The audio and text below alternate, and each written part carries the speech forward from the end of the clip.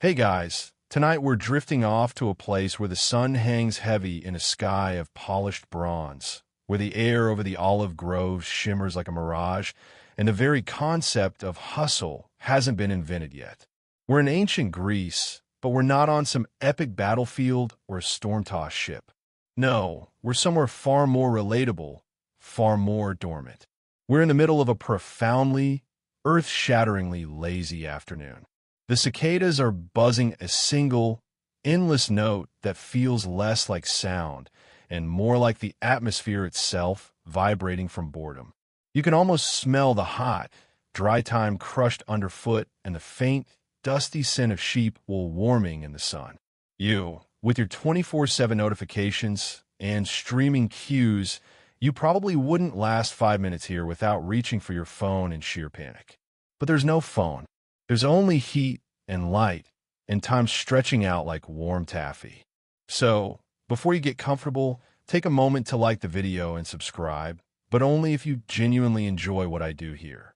Drop a comment below and let me know where in the world and what time of night it is for you.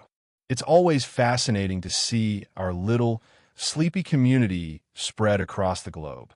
Now, dim the lights, maybe turn on a fan for that soft background hum, and let's ease into tonight's journey together. And in the heart of this drowsy world, in a cave on the slopes of Mount Silene in Arcadia, a baby is born. This isn't just any baby. This is Hermes, son of Zeus and the nymph Maya. He was born at dawn, which feels like a lifetime ago in this endless afternoon.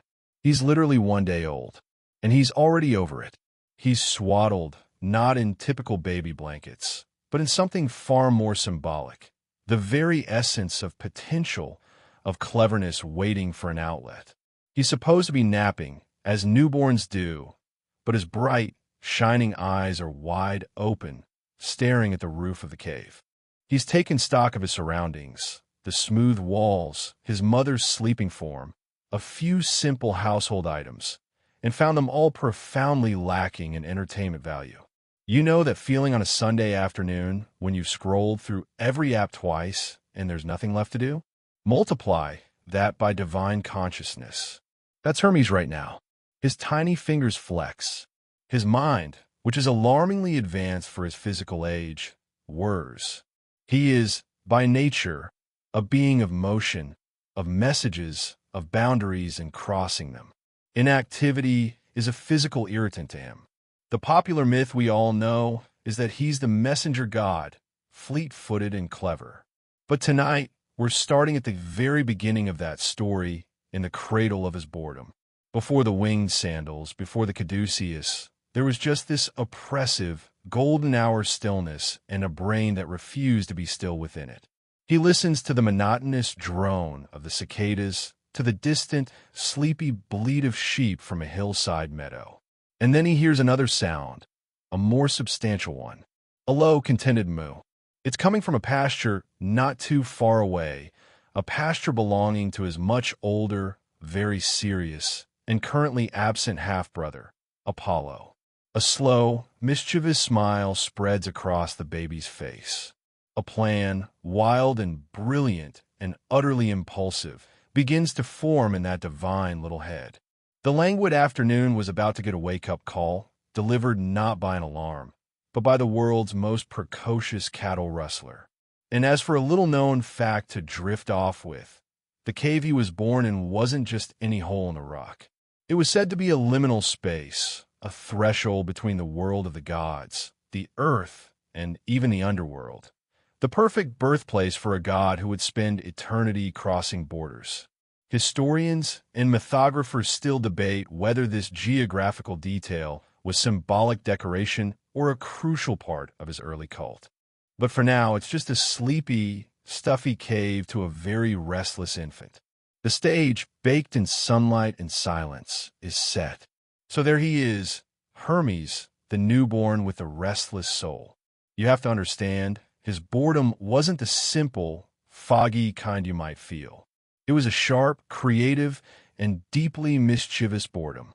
It itched. From the moment he emerged into the world, he was a whirlwind of potential energy. The myths say he could walk and talk within hours. not with baby gibberish, but with the cunning wit of a seasoned trickster. He didn't just observe his cradle. He analyzed it as a system of confinement to be escaped.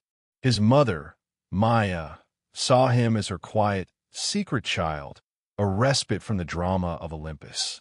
But she was sleeping on the job, quite literally. Hermes was less a baby and more a startup founder in a diaper, his mind buzzing with disruptive ideas for a market that didn't yet know it needed them. He was, even at this hour-old stage, a bundle of contradictions that would define him. A god of shepherds, yet a patron of thieves. A guide for the dead, yet a bringer of luck and wealth. A divine diplomat and the original master of the slick, technically true lie. This inherent duality earned him one of his oldest, most fearsome epithets, Argifontes. It means slayer of Argus. Now, that's a story for another sleepy night, but the gist is that Argus was a giant with 100 eyes and perfect guard. Hermes, of course, found a way to lull every single one of those eyes to sleep and then, well, fulfill his title. The point is, the potential for that kind of clever, ruthless solution was there from the start, buzzing in his infant mind like a trapped fly. He was never going to be the god who tended the same sacred flame for eternity. He was the god who'd figure out how to steal the flame, sell replicas of it, and then broker a deal to get it back. And right now, the subject of his disruptive innovation was the monotonous soundtrack of his afternoon. The cicadas were a given, a white noise machine of the ancient world. But those intermittent, lazy moos, they were a variable. They represented something: property, wealth, responsibility. They belonged to Apollo, the golden boy, the god of light, music, prophecy, and order. Apollo, who probably had his celestial herd spreadsheet on a golden tablet somewhere. Apollo, who was everything Hermes in his chaotic, mercurial infancy, was not. The cattle were a symbol of everything stable, established, and, to Hermes's mind, deeply dull. You can almost see the thought process, cartoonish in its clarity. Problem: I am bored. Data point: there are cows. Known factor: cows belong to Apollo, who is not here. Hypothesis: moving the cows would be more interesting than not moving the cows. Proposed experiment: liberate the cows. It wasn't malice. It wasn't even greed. It was pure, unadulterated intellectual curiosity mixed with a desperate need for stimulation. Historians and philologists have spilled a lot of ink debating the nature of Hermes' motivation here. Was it a calculated power play by an infant prodigy to carve out his own domain from the start? Or was it truly just a whimsical, spur-of-the-moment lark, the divine equivalent of a toddler knocking over a block tower, just to see what happens? The texts are cheekily ambiguous, and Hermes himself would never give a straight answer. But as you lie there, feeling the weight of your own blankets, maybe you can relate to that impulsive tug to do something, anything, to break the stillness of a too-quiet moment. For Hermes, that something was about to become the most famous heist in mythological history. And a little-known fact to cradle that thought: aside from Slayer of Argus, another early epithet for Hermes was Psychopomp, the guide of souls. It's strange to think of a one-day-old infant being associated with leading the dead to the afterlife, but it speaks to his core function. He was a transition personified, a being of the in-between. And what is theft, if not the transition of property from one state of ownership to another? His career path, it seems, was being written in real time. That idea, the one about liberating the cows, crystallized in Hermes' mind not as a vague wish, but as a fully formed project plan. This was the birth of divine-level mischief. So he extricated himself from his swaddling bands with the ease of a seasoned escape artist.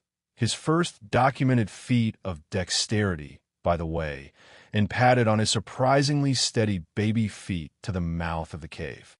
The world outside was a wall of heat and light. The pasture where Apollo's sacred cattle grazed lay in a valley, their white coats glowing like scattered marble against the green.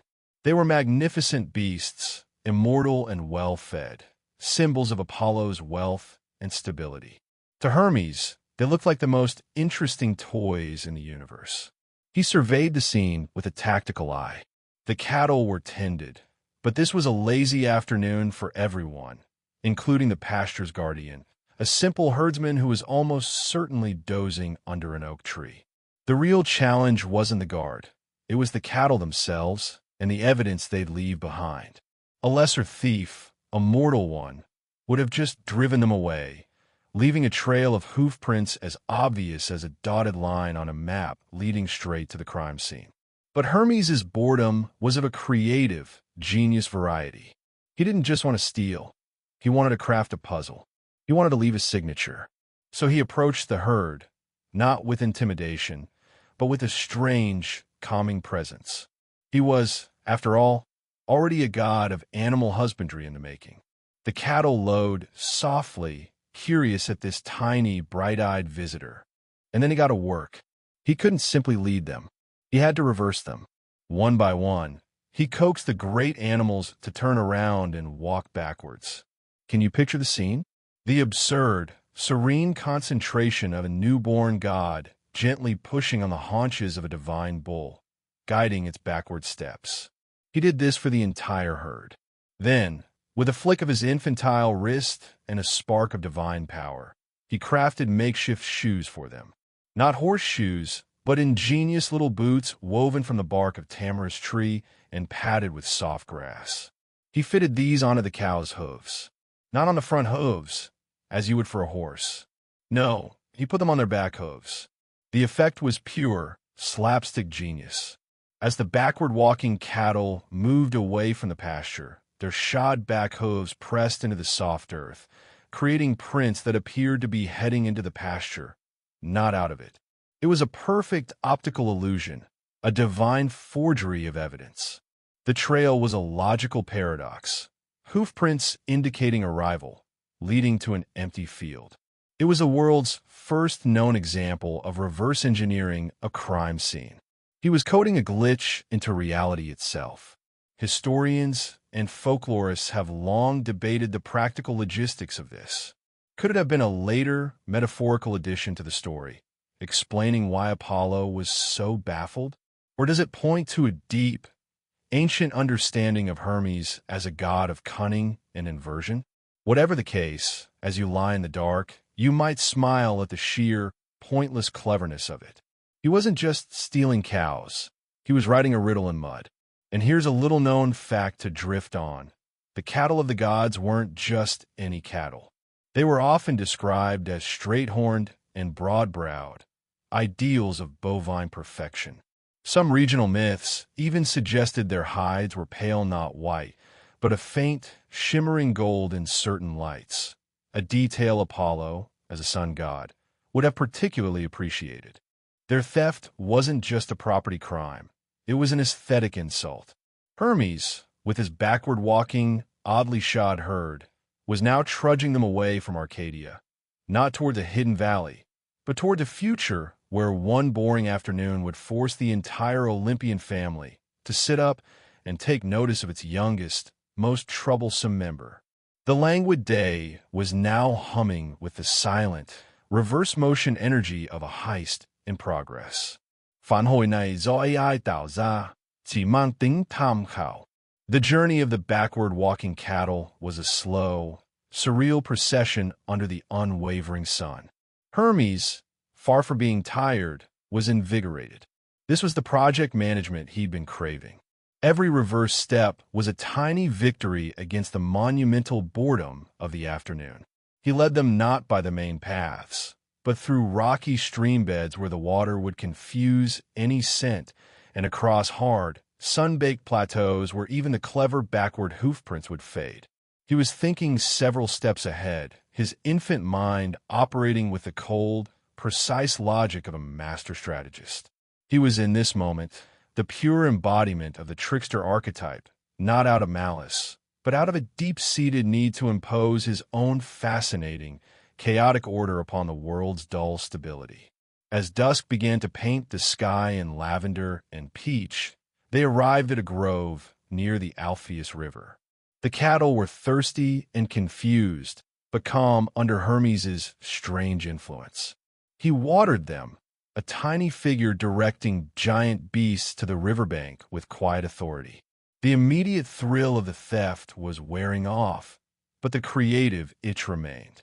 The project needed a second phase, and that's when he saw her, a large, slow-moving tortoise, lumbering through the grass at the edge of the grove.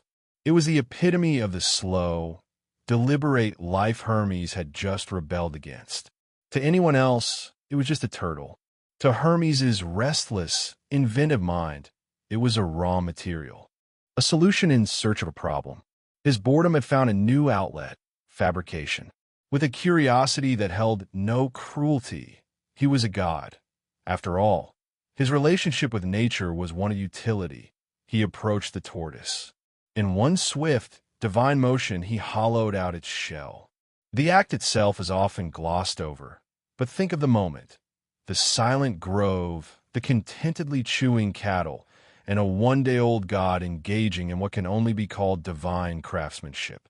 He took the shell, now a resonant, curved bowl. Then, with the pragmatic detachment of an engineer, he selected 2 of the finest cows from Apollo's herd. He slaughtered them, an act of stunning audacity, as these were not just cows, but sacred assets. He used their guts, stretching and cleaning them, to fashion 7 strings of remarkable tensile strength. He fastened one end of the strings to a bridge he made from a piece of cow bone, and attached that bridge to the base of the shell. The other ends of the strings were tied to a crossbar he fitted across the top of the shell's opening. He tightened the strings, plucked one experimentally. A dull thwunk echoed in the quiet grove. He adjusted the tension, his ears attuned to the music of mischief and messages, listening for something more. He plucked again. This time, a clear, sweet note rang out, vibrating through the hollow shell and into the evening air. It was a sound that had never existed before. He had, in the span of an hour, invented the lyre. He hadn't set out to create music. He had set out to solve the problem of post-heist boredom. And in doing so, he birthed an art form. It's a profoundly funny and human detail.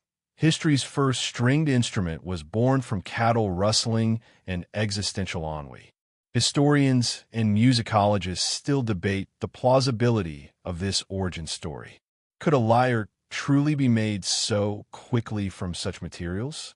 Or is this a mythic metaphor for the sudden, inspired genesis of music itself, emerging from chaos and cunning?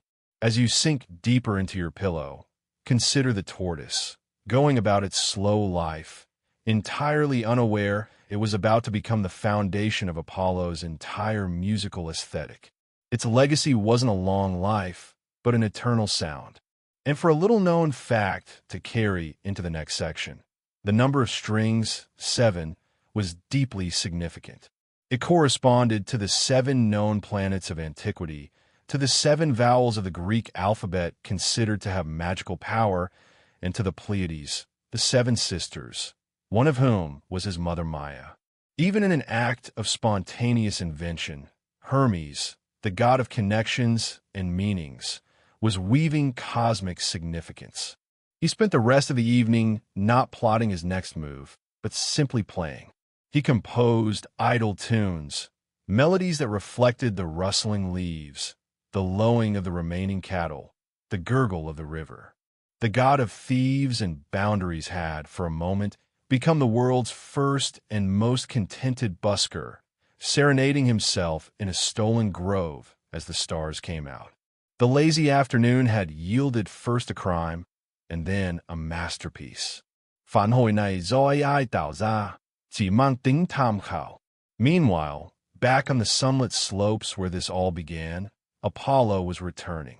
He'd been off doing what sun gods do, ensuring a spectacular sunset, perhaps consulting with an oracle generally being radiant and responsible.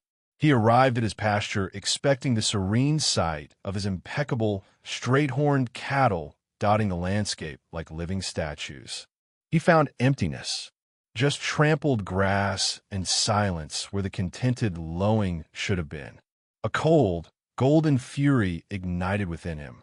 This wasn't just theft, it was a personal insult, a violation of order. Apollo was the god of reason, of clarity, of things being in their proper, harmonious place. This emptiness was a discordant note in his symphony. His rage was not a blind, roaring thing. It was precise like a laser. He immediately used his gift of prophecy, his ability to see the unseen threads of truth. He focused his divine sight, searching for the perpetrator. The clues were a divine paradox, hoof prints that seemed to go the wrong way, a trail that defied logic, all tinged with a strange, new, and mischievous energy he'd never sensed before. It was clever, it was audacious, and it had the fresh, unspoiled signature of something newborn. The answer clicked into place with infuriating clarity. There was only one new presence on the mountain that day. His infant half-brother, Hermes, born just that morning in Maya's hidden cave. The sheer gall of it took Apollo's breath away. A baby? A one-day-old had pulled this off? He didn't bother with the confused, mortal herdsman. He turned on his heel, his demeanor shifting from pastoral lord to divine prosecutor, and marched with purpose towards Maya's cave. His anger wasn't just about the cows, though they were priceless. It was about the how. The backward prints, the sheer stylistic flair of the crime, felt like a mockery of his own orderly nature. It was as if the universe itself had played a prank on him, and the punchline was his own brother. When he stormed into the cave, he found Maya, and there, innocently swaddled and pretending to be asleep in his cradle, was Hermes. The baby was curled up, eyes shut, doing a truly Oscar-worthy impression of infantile bliss. Apollo didn't buy it for a second. He loomed over the cradle, his light filling the dim cave. "Infant," he boomed, his voice losing its usual melodic quality. "Where are my cattle? Do not think your youth grants you protection. I have seen the truth. Your tricks are transparent to my sight." He laid out the evidence with legal precision. The stolen herd, the impossible tracks, the prophetic vision pointing directly to this cradle. Maya, waking in alarm, protested. Her son? Her tiny, helpless baby? He hadn't left the cave. He'd been asleep all day. But Hermes, ever the performer, chose that moment to wake up. He blinked his large, guileless eyes up at his furious, glowing brother. And then he spoke. His voice wasn't a gurgle, but clear, articulate, and dripping with innocent bewilderment. "Brother," he piped up, "what cattle? I am but a newborn child. My concerns are for milk and sleep and warm blankets. The very idea of managing a herd of great beasts. Why, my hands are too small for such labors. My feet have never traveled beyond this crib. You speak of tracks and trails. I know only the folds of my swaddling clothes." He delivered the lines with the sincerity of a practiced liar, even managing a convincing, tiny yawn at the end. It was a masterpiece of gaslighting. Historians and psychologists who analyze these myths have a field day with this scene. Was it a depiction of pathological lying from infancy, or a symbolic representation of Hermes's domain over ambiguity, over the space between truth and falsehood? The myths themselves chuckle at the audacity. Apollo, for all his prophetic power, was momentarily speechless, faced not with denial, but with a performance of such pure, shameless innocence that it momentarily clouded even his certainty. But only momentarily. The evidence of his divine sight was stronger than any baby talk. With a final, frustrated glare, he declared he would take this matter to the highest authority. He would drag this deceptive infant before their father, Zeus, king of the gods, and let justice be served.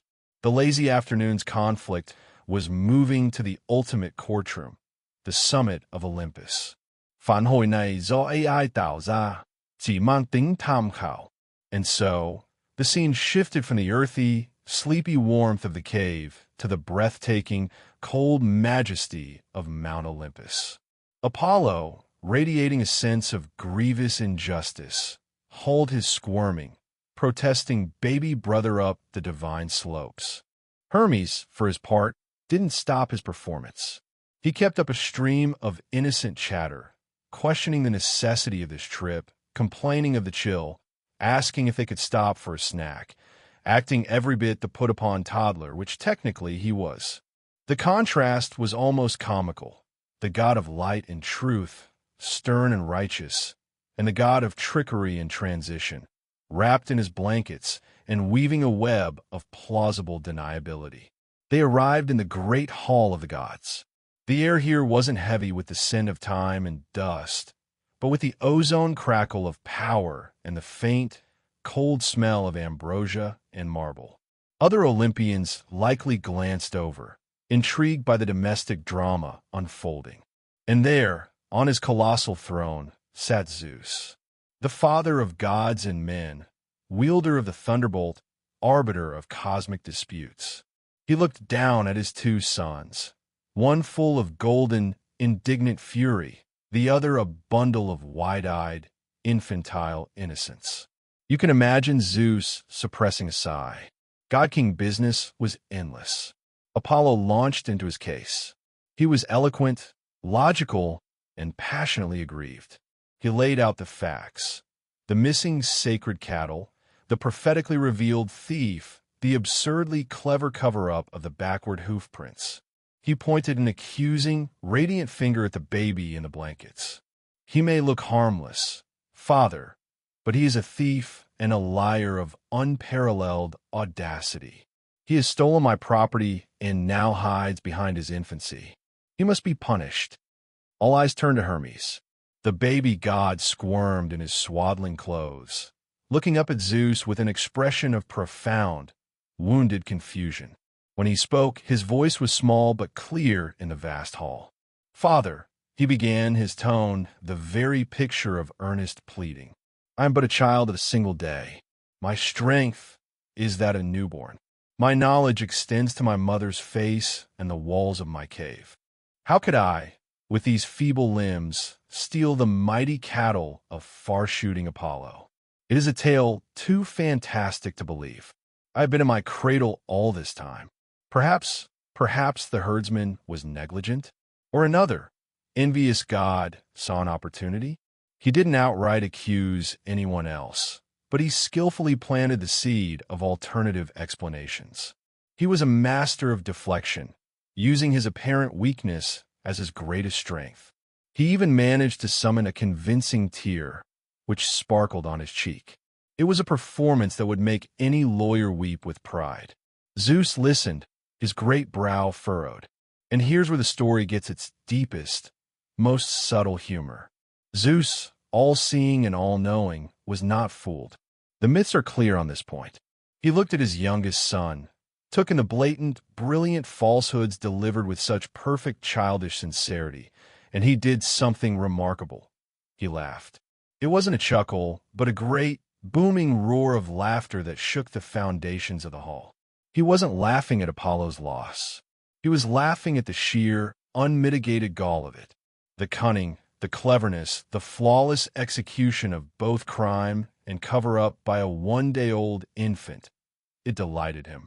In that laugh, Hermes was understood.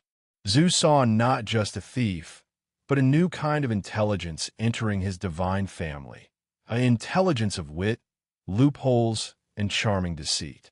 Historians and scholars of religion have long debated the meaning of Zeus's laughter. Was it a father's indulgent amusement at a precocious child? Or was it the recognition of a necessary, if chaotic, new force in the cosmic order? A god who could navigate the gray areas the other, more straightforward deities could not? It's a pivotal moment. The king of the gods wasn't angry. He was impressed. But justice, or the appearance of it, still had to be served. His laughter faded to a wide, knowing smile. Enough, He rumbled, his voice like distant thunder. "Your words are clever, little one, but the truth shines for me as it does for Apollo. You will lead us to my son's cattle." Now, it wasn't a punishment yet. It was a command for the final act of the performance to begin. The trial was over. The restitution was about to begin, and Hermes, caught but not condemned, knew he had to play his final, best card. Under the amused but unwavering gaze of Zeus, Hermes's posture changed. The performative innocence melted away, replaced by a sort of cheerful resignation. He had been seen through by the one judge whose vision he couldn't cloud. There was no point in maintaining the charade. So he gave a tiny, graceful shrug from within his blankets, a gesture that said, well, it was worth a shot. Without another word of protest, he gestured for Apollo to follow him. The journey back down from Olympus was silent, but charged with a different energy. Apollo's anger was now mingled with a grudging curiosity. This infant had not only stolen from him, but had stood before Zeus and delivered a defense of breathtaking shamelessness. Who was this creature? Hermes led him not on a direct path, but on a meandering route, as if giving a tour. Finally, they arrived at the grove by the Alpheus River.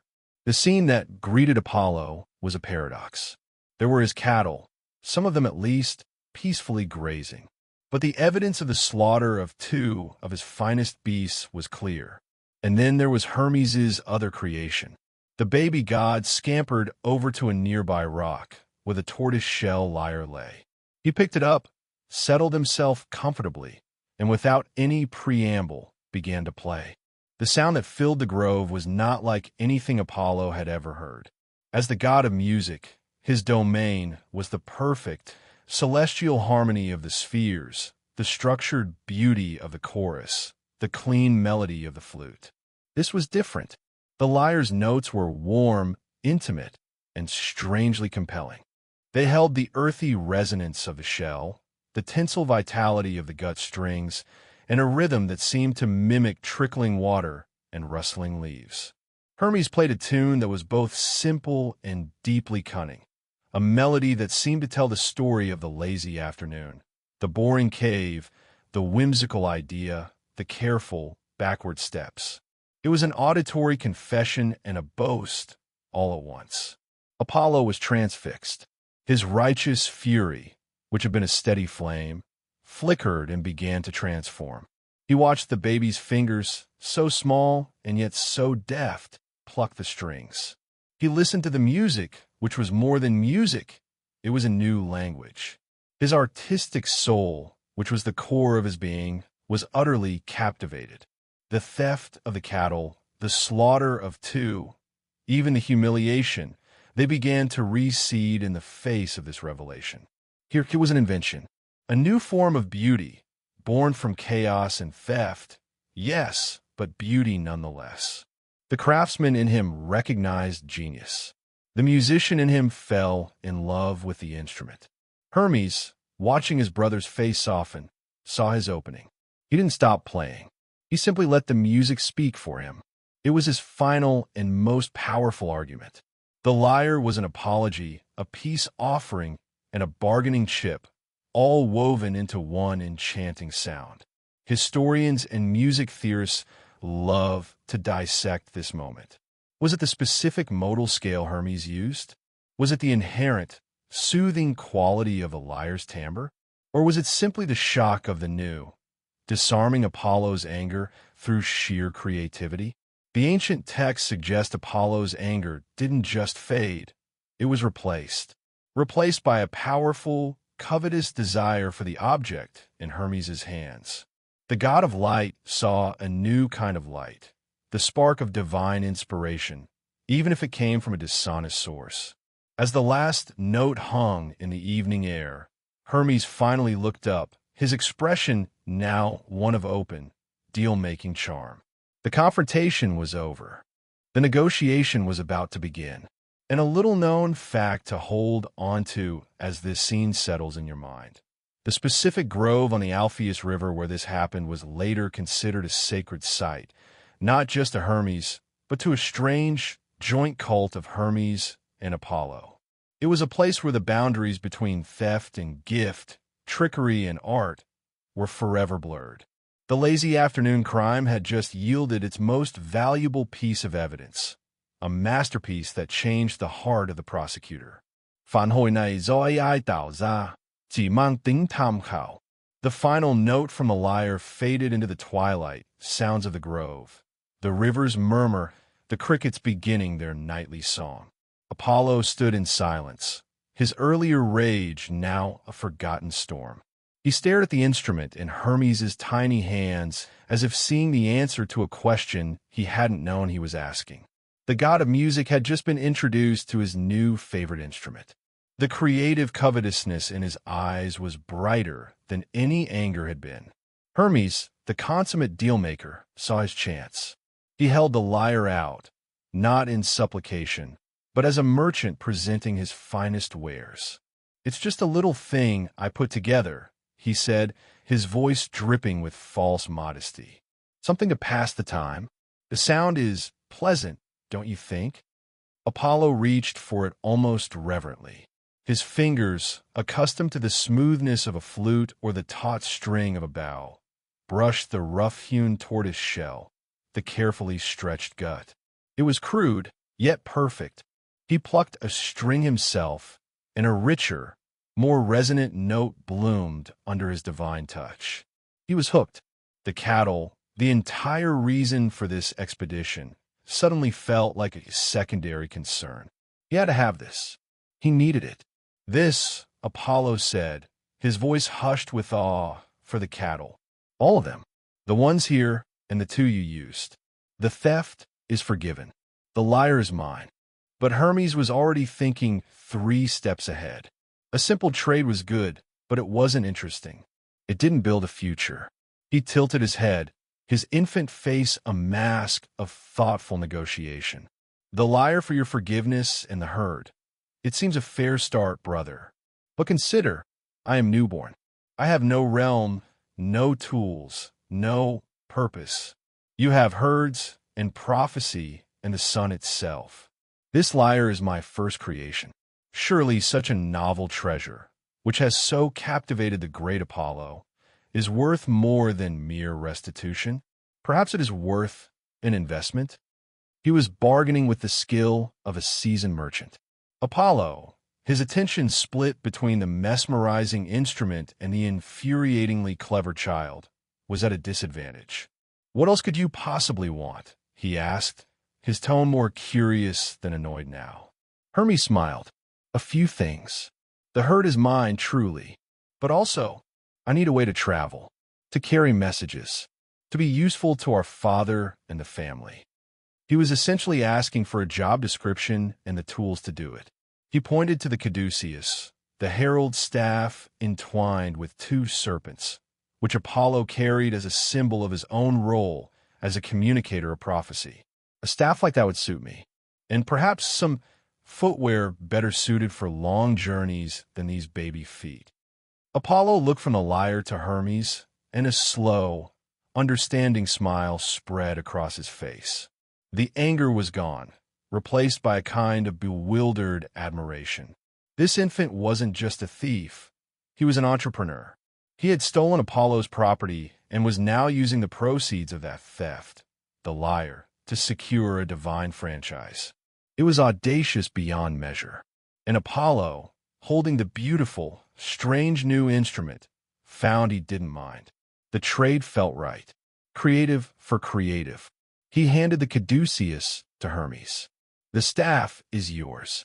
As for footwear, I'm sure you'll think of something. The cattle are yours. The matter is settled." But Hermes wasn't done. He had one more request, the most important one. "And, brother, your friendship? Your patronage? A young god needs guidance." It was a masterstroke. He was securing not just assets, but an alliance with one of the most powerful and respected Olympians. Apollo, disarmed by the music and the cunning, laughed, a real, warm laugh this time. He clapped the baby on the shoulder. "Very well, little brother. You have it. Now, show me how to play this properly." Historians and economists have a field day with this exchange. It's one of the clearest examples in mythology of a bilateral trade creating new value for both parties. Apollo gained a transformative artistic technology. Hermes gained capital, the cattle, symbolic authority, the caduceus, and a powerful social connection. The lazy afternoon's mischief had been leveraged into a complete career launch package. And a little-known fact to drift on. The caduceus Apollo gave him originally had no wings. The iconic winged staff came later, a symbol of the speed Hermes would embody. But in that moment, the simple staff was enough, a tangible sign that a deal had been struck and that the gods now had a new, official messenger. Phản hồi này do AI tạo ra, chỉ mang tính tham khảo. With the lyre in Apollo's hands and the caduceus now gripped in his own tiny fist, Hermes felt a shift in the very air around him. The transaction was more than a trade of objects. It was a ratification of his identity. He was no longer just Maya's secret child or the infant thief. He was now an Olympian with a portfolio. The weight of the staff felt good, substantial, a promise of roads to be walked and words to be carried. Apollo, already experimenting with a complex scale on the lyre, seemed almost grateful, as if Hermes had not stolen from him, but had presented him with a wonderful, unexpected gift. The conflict had dissolved into a collaborative buzz of creative energy. They made their way back to Olympus, but this time the journey was companionable. Apollo, walking beside his baby brother, offered pointers on divine etiquette and the tricky politics of their extended family. Hermes listened, absorbing it all with the rapid comprehension that was his birthright.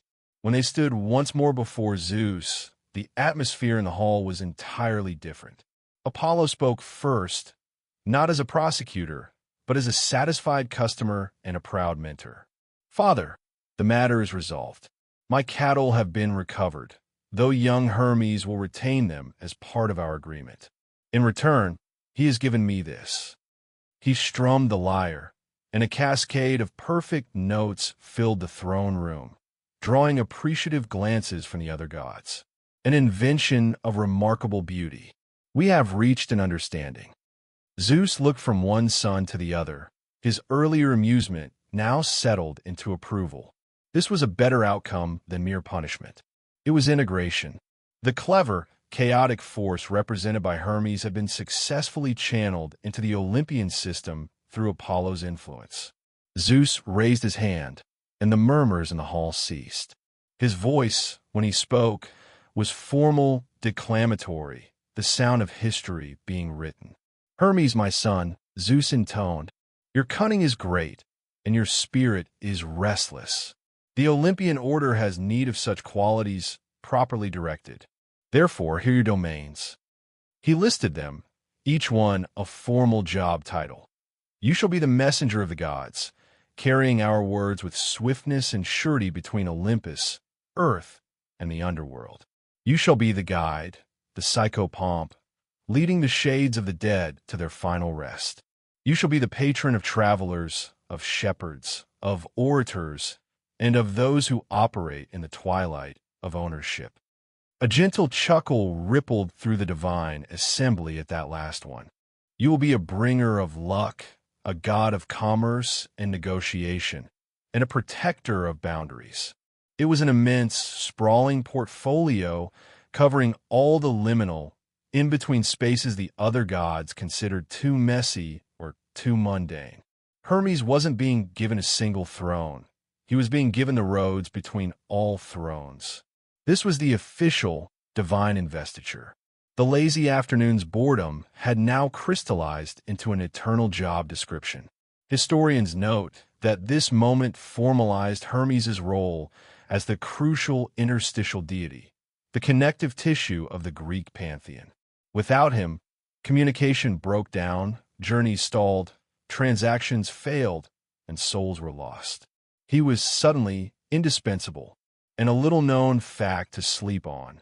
Zeus also granted him a specific, quirky power, the ability to fall asleep and wake instantly at will. a necessary skill for a being who would be perpetually in motion across time zones of the mortal and divine worlds. It was the ultimate gift for a god born from a desire to escape the tedium of a nap. Hermes bowed his head, accepting the duties. But in his mind, he was already cataloging them not as burdens, but as opportunities. Each role was a new type of puzzle, a new system to learn and, inevitably, to play with. The approval of Zeus was the final piece of legitimacy he needed. He was no longer an outsider, causing trouble. He was an insider, whose job description was to cause just the right amount of useful trouble. He left the hall that day not as a chastened baby, but as a god with a future, the caduceus in his hand feeling less like a traded staff and more like a scepter of his own unique, boundless authority. The sun had long set on the lazy afternoon, but for Hermes, a perpetual, fascinating dawn was just beginning. With his divine domains officially signed, sealed, and delivered by Zeus himself, Hermes set about kitting himself out for the job. You see, he couldn't very well be the swift messenger of the gods while padding around on baby feet. The creative itch that had led to the lyre now turned to practical innovation. He looked at the caduceus, a good start, a symbol of authority, but it needed something. Speed. He willed into being a pair of magnificent wings and affixed them to the top of the staff. Now it wasn't just a herald's rod. It was a symbol of instant, airborne communication. Then came the footwear. He didn't just want sandals. He wanted liberation from the slowness of the earth itself. Using the hide from one of the remaining, repurposed cattle, he fashioned a pair of sleek, comfortable sandals. But these were no ordinary sandals. From their ankles sprouted another set of powerful, graceful wings. The talaria, the winged sandals, were born. With a thought, he could will them to carry him faster than sight, skimming the waves, darting between mountain peaks, a blur of divine efficiency. He crafted a winged hat, too, the petasus, wide-brimmed for travel and equally aerodynamic. The look was complete. The infant was gone, replaced by the iconic image of the messenger, poised, ready, and delightfully over-accessorized. He took his new gear for a test flight, and the sensation was pure joy. The boredom of the cave was incinerated in the rush of wind. The world, which had seemed so stagnant and dull just the day before, was now a sprawling network of paths and possibilities. He could be at Delphi with a word for Apollo one moment, and in a dusty Athenian market the next, influencing a lucky bargain. He practiced his routes. From Olympus to the murky depths of Hades, a journey others feared, but which to him was just another commute. He became a familiar, welcome sight to shepherds in remote hills, a sudden, cheerful presence who might mend a fence or inspire a clever solution to a wolf problem before vanishing again. But here's a beautifully strange, lesser-known facet of his new portfolio, one that resonates deeply with our theme of sleep. Hermes also became a god of dreams. As Oneiropompus, the dream guide, he was believed to send dreams to mortals, and more importantly, to guide their souls through the dream landscape. His role as conductor of souls didn't just apply to the dead. It applied to the sleeping, too. He was the traffic manager of the subconscious. Think of him not just as the FedEx of the gods, but as the divine internet router, directing packets of information, souls, messages, dreams, to their correct destinations.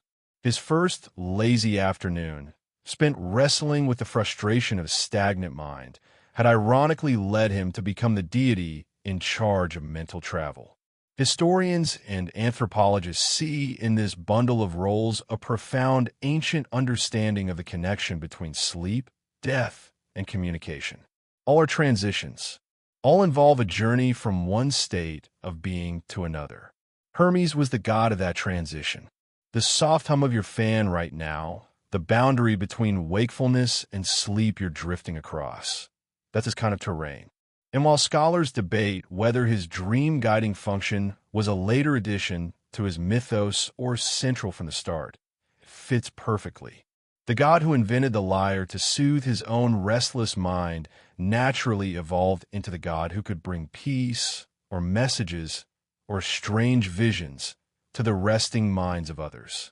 So as you lie there, your own thoughts beginning to meander and blend, you're moving into a space that Hermes would recognize. A space in between. A space he owns. So let's rewind the mental tape and look at the arc of this single, transformative day. Dawn, a birth in a secluded cave. Noon, soul-crushing, divine-grade boredom. Afternoon, a heist executed with Rube Goldberg-level ingenuity. Evening, the invention of a major musical instrument. Night, a divine trial, a negotiated settlement, and a corporate merger with the Olympian pantheon. By the next sunrise, Hermes had a staff, a hat, winged shoes, and a job for life.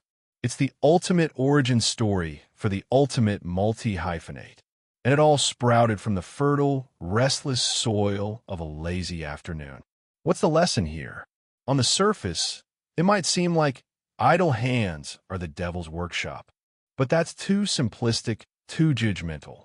A better interpretation, the one that suits our sleepy, reflective mood, is that stillness can be an incubator. The blank page, the empty schedule, the quiet mind. These can be terrifying vacuums, spaces we rush to fill with noise and distraction.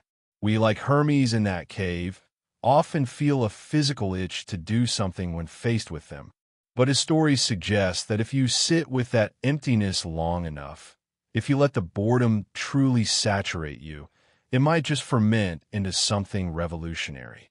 His mischief wasn't born from malice, but from a creative intelligence so understimulated that it had to build its own playground from scratch, using cattle and a tortoise as Lego blocks. Historians and cultural critics have had fun with this.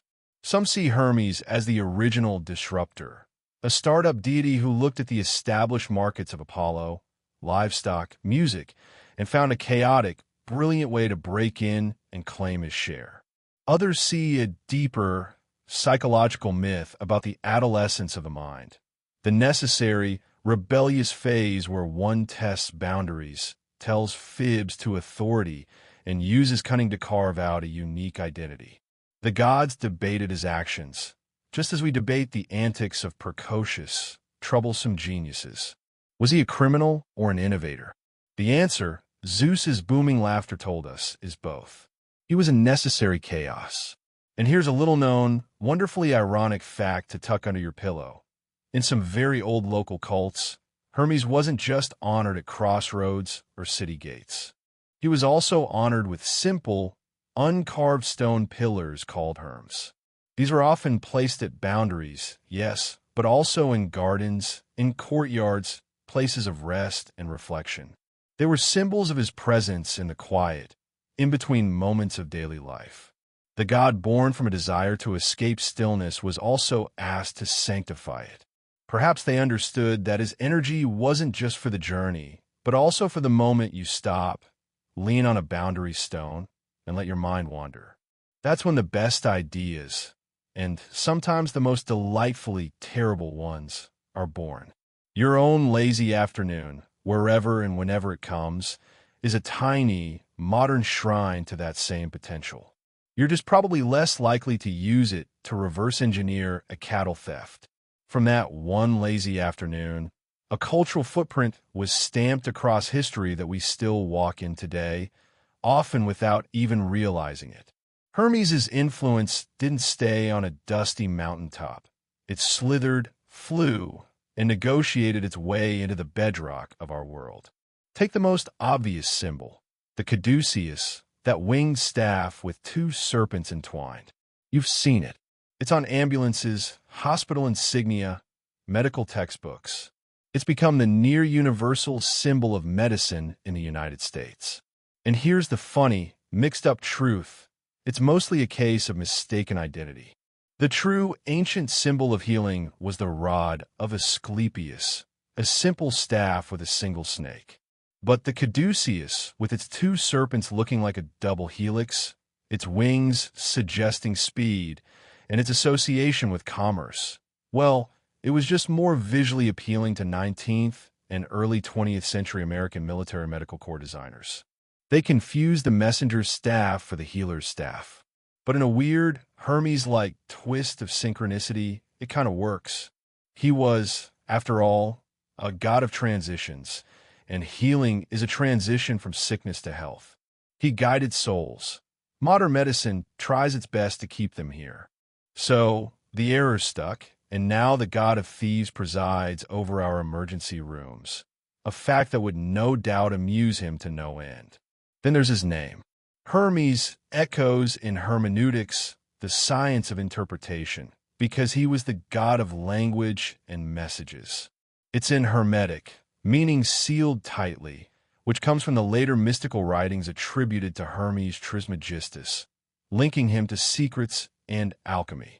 His Roman counterpart, Mercury, gave his name to the fastest-moving planet, to the liquid metal that flows and conducts, and to an entire element on the periodic table.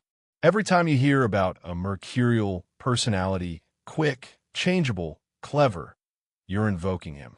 Commercial brands for delivery services, communication networks, and even high-speed cars borrow his imagery and implied promise of swift, reliable transit. The man, the god, the concept invented a personal brand in a day that has lasted millennia. Historians of mythology love to trace these threads, noting how Hermes evolved from a rustic, possibly pre-Greek god of stone heaps and boundary markers into the sophisticated, complex Olympian operator. They debate how much of his later philosophical and mystical baggage was a natural expansion of his core functions, and how much was tacked on by later cultures hungry for a figure who could explain everything from the stock market to the secrets of the universe. But the core remains: speed, connection, cleverness, and the fertile chaos of the in-between. He's the patron saint of anyone who has ever had a bright idea during a boring meeting, of every traveler who finds a shortcut, of every negotiator who brokers a win-win, and yes, of every person who has ever told a little white lie to get out of trouble and into opportunity. His legacy is the network itself, the invisible, buzzing web of exchange that holds the world together for better or worse. And a little-known fact to add a final layer.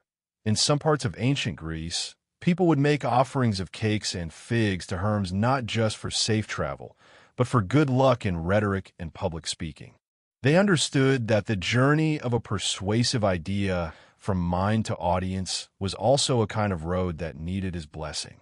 So the next time you send a text, check a stock price, or see that winged staff on a building, give a little nod to the divine toddler who turned a boring afternoon into the infrastructure of civilization. Let's bring it all back, gently, to where we began. That same sun, having completed its arc, now hangs low and heavy once more, not in a sky of polished bronze, but in one of deepening indigo, dusted with the first shy stars. The cicadas have finally, mercifully, given up their single-minded drone. The air in the olive grove is cooler now, carrying the scent of dew-damp earth and night-blooming jasmine. The profound, earth-shattering laziness of the afternoon has matured into the deep, velvety quiet of evening.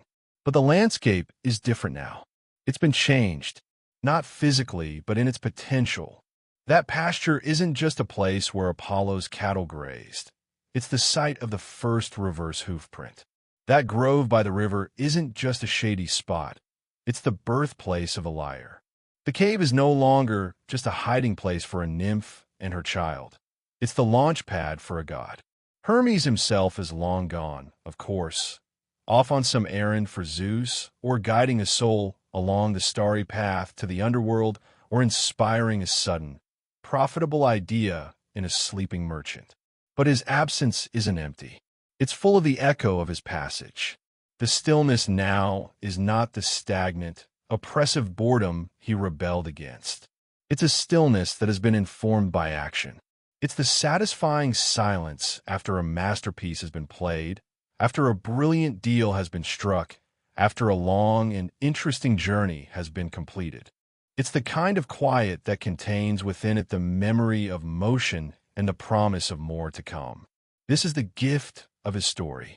He didn't destroy the lazy afternoon. He infused it with meaning.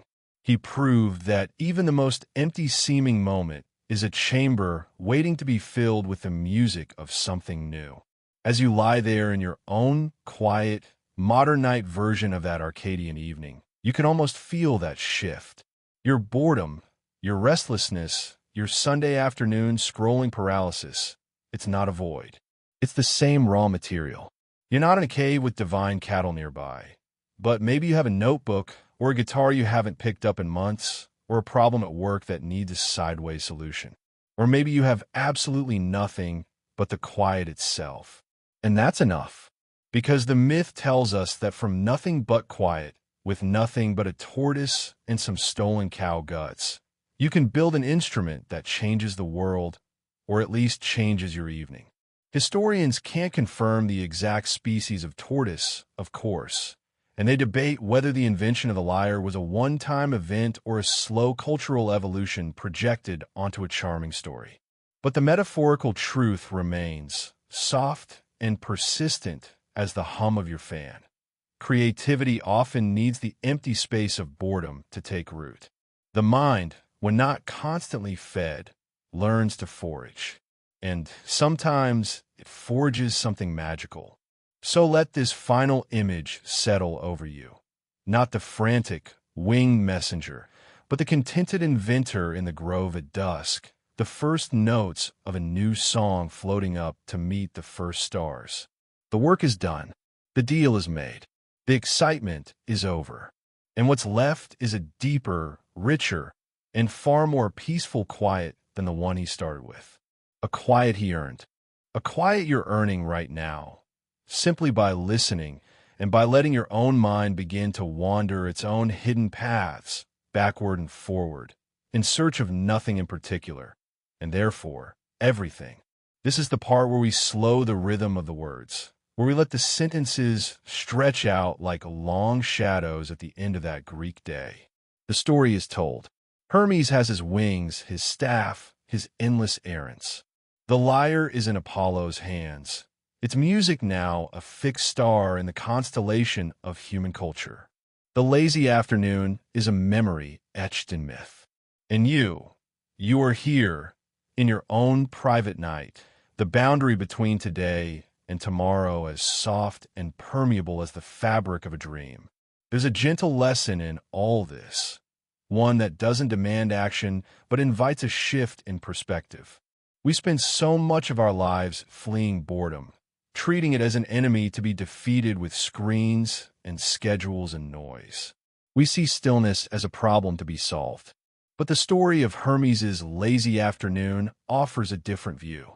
It suggests that boredom isn't a wall, it's a doorway. It's the threshold the mind stands upon before it steps into the uncharted territory of its own making. The empty hour, the silent room, the unplanned stretch of time. These are the blank pages on which the subconscious, that ancient, mischievous, and profoundly creative part of us, begins to doodle. Sometimes it's just a daydream. Sometimes it's a silly idea. And sometimes, if we're lucky and don't interrupt it with another podcast or another scroll, it might just be the first note of a new song. So, I'm not going to tell you to go out and steal celestial livestock tomorrow. Please don't. But perhaps in the coming days, when you feel that familiar, itchy restlessness rise up, that sense of, I should be doing something, you might pause. Just for a moment. You might lean into it instead of running. You might ask, with a bit of Hermes's playful curiosity, what could be built here in this quiet? Maybe it's a sketch. Maybe it's a solution to a problem that's been nagging you. Maybe it's just the decision to watch the clouds for 5 full minutes without reaching for your phone. That act of deliberate, peaceful receptivity is itself a kind of creation. It's you building a tiny, personal sanctuary of calm in the noise of the world. It's you becoming the architect of your own inner grove by the river. Let the images of the story soften and blur at the edges now. The shimmering heat, the tortoise shell, the backward hoof prints fading into myth, the winged sandals becoming just a shimmer in the starlight. There's no more history to learn tonight, no more facts to connect. Just the lingering feeling that your own mind, in its quietest, most apparently unproductive moments, is a sacred space. A space where anything could happen, but where nothing needs to. That freedom is the real treasure Hermes found. Not the cattle, not the caduceus, but the liberation of a mind that knows how to play within the vast and welcoming prison of a slow, empty day. And with that thought, we can let the last of the daylight from that ancient world fade, and let the cool, star-dusted darkness of your own night become the only thing that exists. And so, we arrive at the gentle end of our journey, not with a conclusion, but with a release. The tale of Hermes and his lazy afternoon unfurls one last time in your mind's eye, not as a sequence of events, but as a single, lingering sensation. The warmth of the sun on stone, the cool of the riverbank at dusk, the silent space between notes of music hanging in the air. All of it is softening now, blending into the comfortable darkness of your room. The boundaries we've crossed between myth and history, action and stillness, then and now, are dissolving just as the boundaries between waking and sleep are dissolving for you. There is no moral to find, no test to pass. There is only the quiet acknowledgement that sometimes the most significant journeys begin not with a quest, but with a sigh. Not with a call to adventure, but with a muttered, "I'm so bored." And from that fragile, fertile place, the most unexpected things can grow. A god can find his purpose. Music can be born. The entire network of the world, of messages and roads and dreams, can find its patron. All from the willingness to sit with an empty moment until it becomes so full of potential that it simply overflows. Your breathing is slow now, matching the rhythm of these final words. The day, whatever it held for you, is over. Its triumphs, its worries, its busyness are all receding. You have done enough. You have been enough. And in this suspended, holy quiet, you are like Hermes in his cradle just before the idea struck, not lacking, but pregnant with a peaceful, unnamed possibility. You don't need to build a lyre tonight. You don't need to solve anything or plan anything.